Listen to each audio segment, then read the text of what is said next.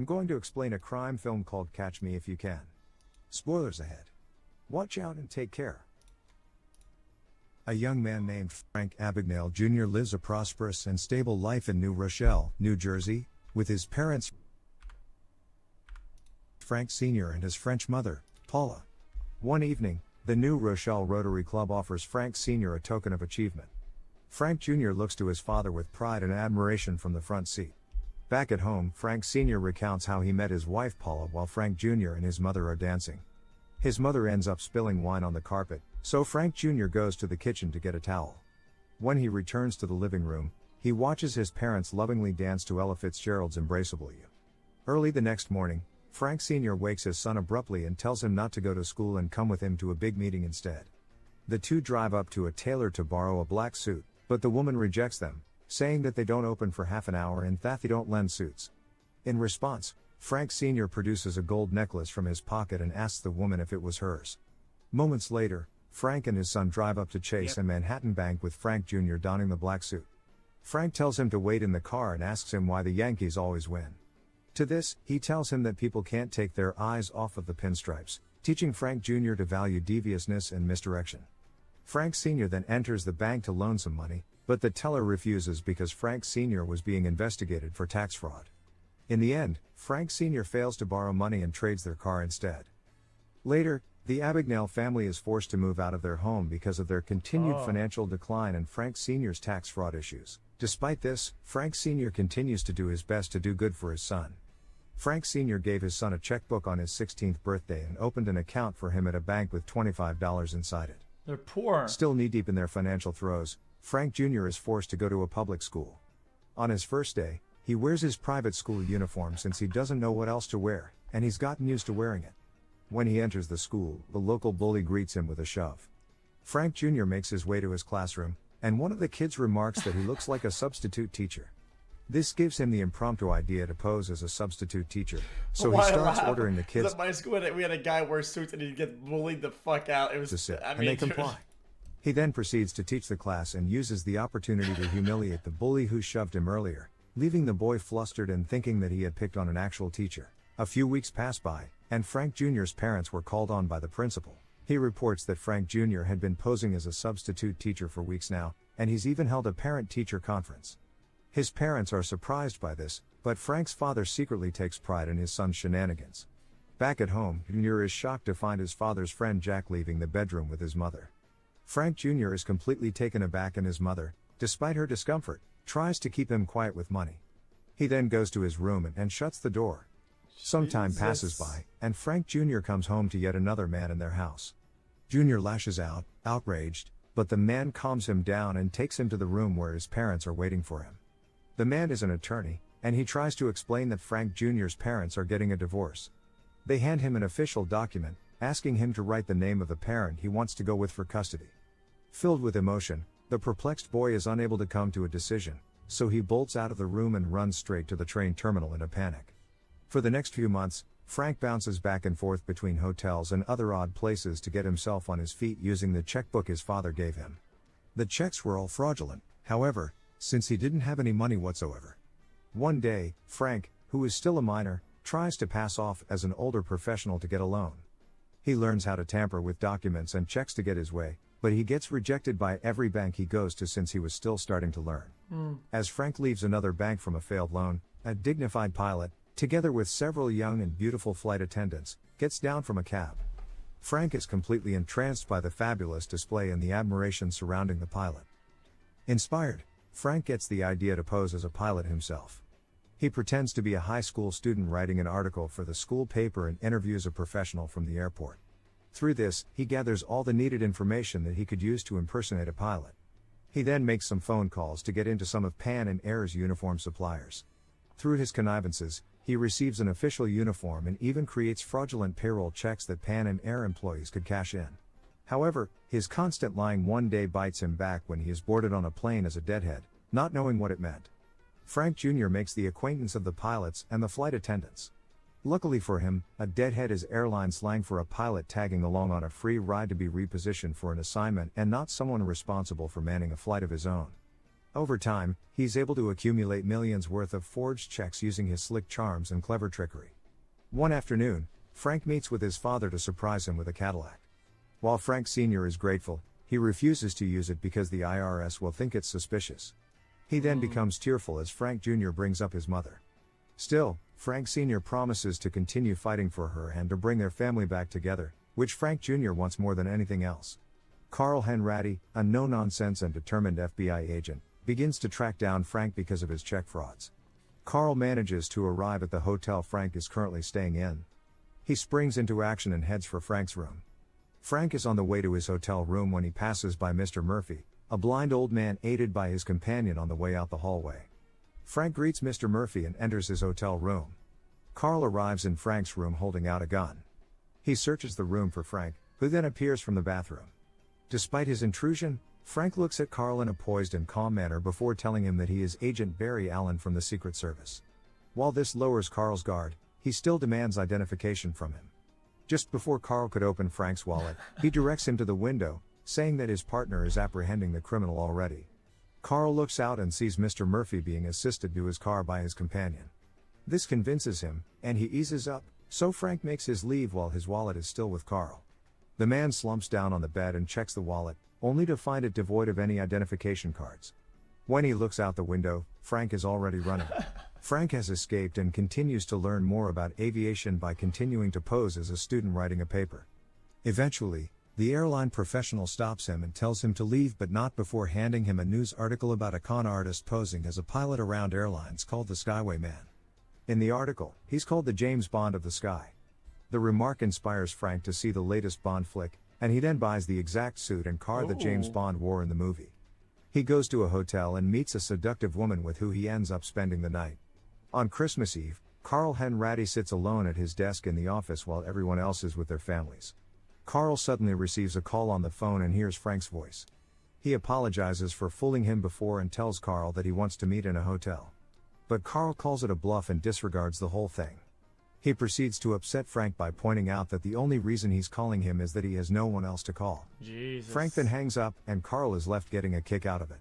The following day, Carl spends his morning in a diner. He also looks up Barry Allen in the phone book and sees several addresses of people listed under the name. A young waiter happens to see his papers and asks him if he's a fan of Barry Allen, with Barry Allen being the true identity of the fictional superhero The Flash. This is when Carl realizes that Frank is just a kid. With this new information in mind, he calls his partners to look up every missing child case to try and find Frank. Eventually, Carl and the FBI agents find Frank's mother, Paula. Paula, who now has remarried, cooperates with the FBI agents. She hands them a picture of her son from his yearbook, allowing Carl to identify Frank and get his name. Meanwhile, Frank is living it up as he started using his money to throw parties. At one such party, a friend of his gets into an accident, and he has to see him in the hospital. There, he meets a young nurse named Brenda Strong. The two of them build a connection and are immediately enamored by each other. Frank claims to Brenda that he is a doctor and he's looking for a job. It's unclear at first why he decided to impersonate a doctor, but later, in a letter to his father, he states that he's tired of running and wants to find someone to settle down with, hinting at his affection towards Brenda. Frank manages to con his way into becoming a doctor named Frank Connors with a supervisory position. In the hospital, Frank and Brenda's affection blossoms into a romance when the two of them share a kiss one day in Frank's office. However, the kiss is interrupted when Frank gets called into the ER. The staff there asks for advice on what to do with a young boy who had a bike accident. Despite his lack of any formal knowledge, he fakes his way out of the situation and gets away with it. Meanwhile, Carl Henratty visits Frank Sr., and from their meeting, Carl immediately observes where Frank Jr. inherited his sly personality from. Frank Sr. is evasive with his answers whenever he's asked about Jr., but before Carl leaves, Frank Sr. tells him that he'll never give up his son. This is when Carl spots Frank Jr.'s letter splayed out on the table, and he takes note of the address. After some time, Frank expresses his genuine feelings for Brenda and even asks to marry her. They both agree to meet Brenda's parents over lunch. While they were there, Frank mentions that he's also a lawyer like Brenda's father. This is news to Brenda, and she excitedly tells her father to let Frank work for him in his law office. Later on, Brenda's father confronts Frank about who he really is. To this, Frank says, "I'm not a doctor, I'm not a lawyer. I'm not an airline pilot. I'm nothing really." I'm just a kid who's in love with your daughter. Luckily for him, Brenda's father misinterprets this as some metaphor and gives Frank his blessing. Frank eventually ends up passing the Louisiana board exam and begins his work with Brenda's father. There, he tries to learn what he can about law but gets yelled at by a judge when he mishandles some procedures.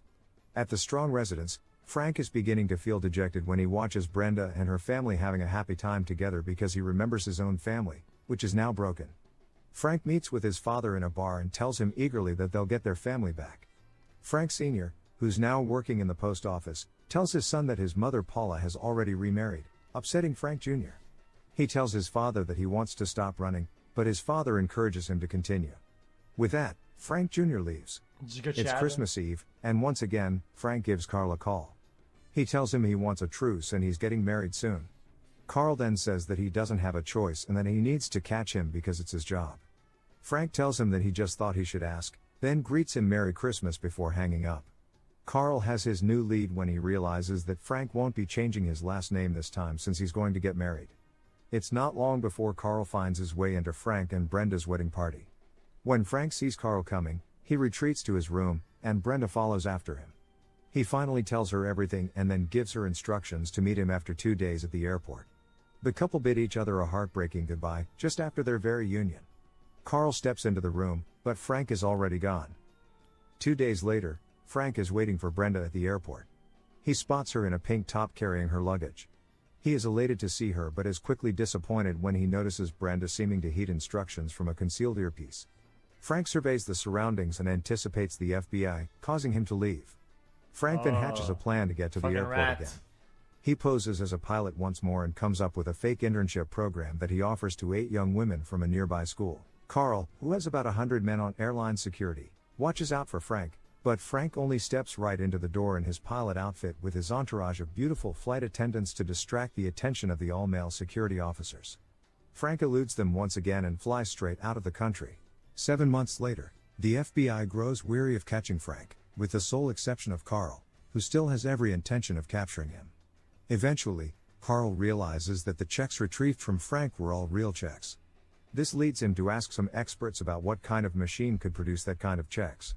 The experts mention those machines exist in other countries as well.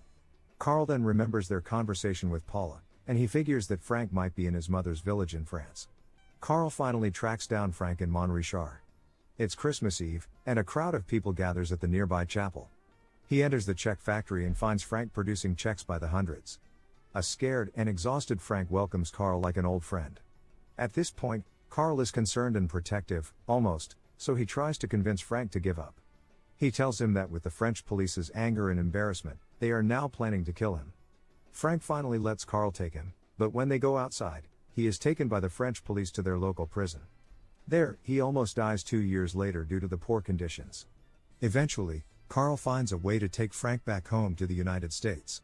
While they're on the plane, Carl informs Frank that his father has died. Grief-stricken, Frank escapes from the plane through the bathroom stall. He hurriedly goes to where his mother and her new husband live. Despite all his staggering efforts, Frank only ends up getting the last bit of hope sucked out of him. He sees that his mother has moved on with her life, and she now has a young daughter. Devoid of both his father and any chance of bringing his family back, Frank loses the will to go on. Finally, he surrenders to Carl, who arrived with the FBI. He is then sentenced to 12 years in a maximum security prison. That's it. During his sentence, Carl visits Frank every now and again. During one such visit, he shows Frank a fraudulent check that he's working on. Frank instantly identifies that the teller is involved in the scheme. Impressed, Carl convinces the FBI to let Frank serve the rest of his sentence working for the FBI in the FBI bank fraud unit. Frank agrees to this and begins working with Carl, much to the hesitation of other FBI members. One day, while Frank is walking down the street, he finds a tailor shop with a pilot uniform displayed, reminding him of his former exploits. With the weekend coming in, the sorrow creeps to Frank as he's left with no friends or family to support him. This causes him to backslide into his old habits, and that weekend, he dons a pilot uniform to try and board a plane. Before he could, Carl intercepts him and tells him that no one's chasing him anymore. If he's planning to go, Carl won't stop him because he knows he'll be back. Monday comes, and Carl nervously waits on Frank with what decision he's made. To his relief, Frank soon comes back, and he helps Carl with the case. Finally, Frank has found himself a place to belong. Frank Abagnale Jr. has since then been married for 26 years and resides in the Midwest with his 3 sons. Frank has built a successful living as one of the world's leading experts on bank fraud and forgery, and he maintains a friendship with Carl Henratti. Subscribe to watch more videos like this. Real story. Actually real. Wow. I'm feeling kind of strong.